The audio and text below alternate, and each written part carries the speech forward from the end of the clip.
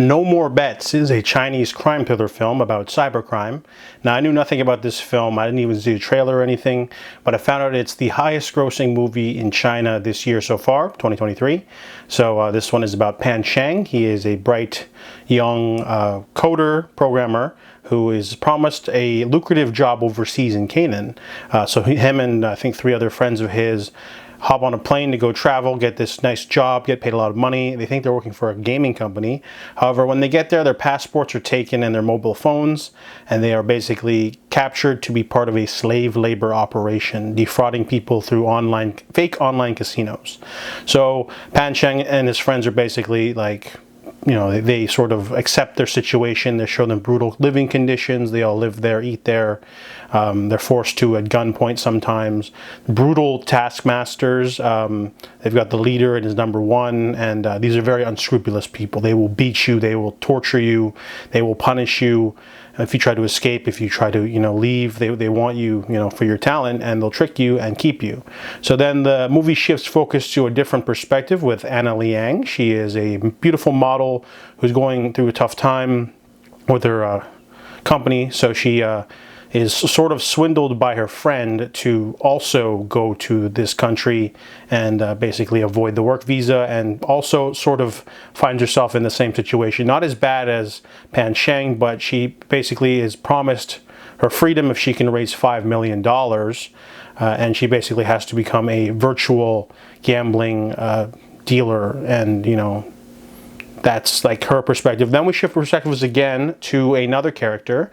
Tian is a young man with a bright future. However, he gets into online gambling, and they have this nasty little way of scamming him where they give him inside information, automatic wins.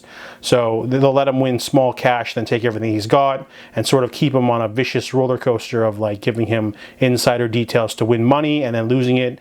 And he gets more and more addicted to it, to the point where he's asking every single one of his friends for money. He's, abusing his parents and his girlfriend, and it's just ruining his life. So you get all these different aspects, and I didn't know when it comes to trafficking, there's more than just the prostitution aspect. There's slave labor. They can, if you have enough the means and the operation to, trick people, and, the gullible people, they, you get them, and the money's too good, and then you're captured. And then they occasionally make you text your relatives to say you're okay. And then they even have like a sequence where they go take photos to look like they're on vacation and let everyone have ice cream.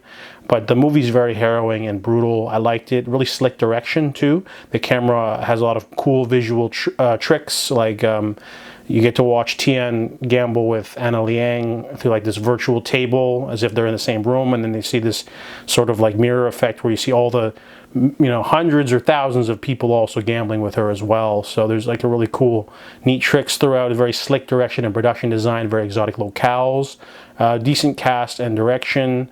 The movie does get a little bit melodramatic near the end. There's like this really long sequence that's juxtaposed with a tragedy, with a celebration.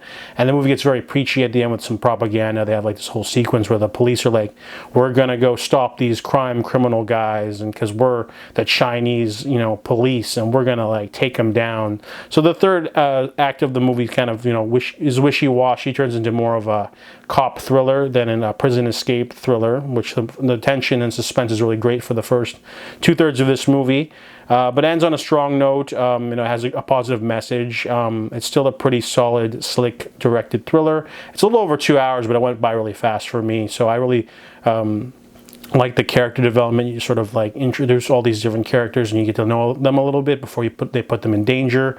And the movie does have a brutal tone, and it lets you know about another aspect of the world you might not have known before. So No More Bets is a pretty intriguing film, and I give it a 7 out of 10.